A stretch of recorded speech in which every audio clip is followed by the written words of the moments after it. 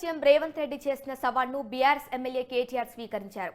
అయితే ఈ సందర్భంగా కేటీఆర్ రేవంత్ ను సవాల్ చేశారు. తాను సిరిసిల్ల ఎమ్మెల్యే పదవికి రాజీనామా చేస్తానని, రేవంత్ సైతం సీఎం పదవికి ఎమ్మెల్యే పదవికి రాజీనామా చేసి లోక్సభ ఎన్నికల్లో మల్కాజ్గిరి నుంచి పోటీ చేయాలని తెలిపారు.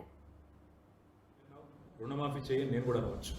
మగాడివైతే రైతు భరోసా స్టార్ట్ చేయి, 70 లక్షల రైతుల ఖాతాల్లో డబ్బులే నేను కూడా అడగవచ్చు.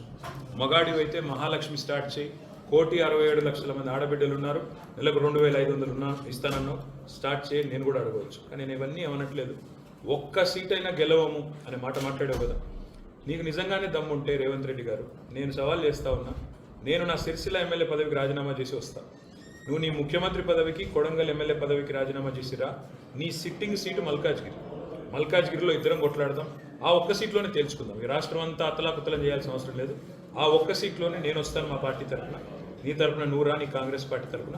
అక్కడ తప్పకుండా తేల్చుకుందాం. ఎందుకంటే ఒక్క సీటు గెలవను అని మాట్లాడుతున్నాం. మరి నీ మల్కాజ్గిరి పార్లమెంట్ సీట్లో అసలు ఎన్ని ఎమ్మెల్యేలు గెలిచింది కాంగ్రెస్ పార్టీ? గుండు సున్నా. ఎంతమంది కార్పొరేటర్లు గెలిచారు నీ మల్కాజ్గిరి పార్లమెంట్ పరిధిలో?